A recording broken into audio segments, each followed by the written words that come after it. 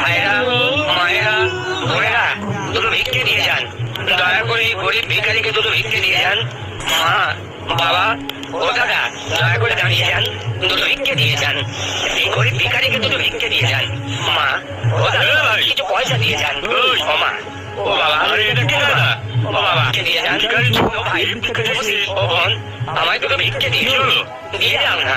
ভগবান তোমাদের ভালো করবে, ভগবান তোমাদের মঙ্গল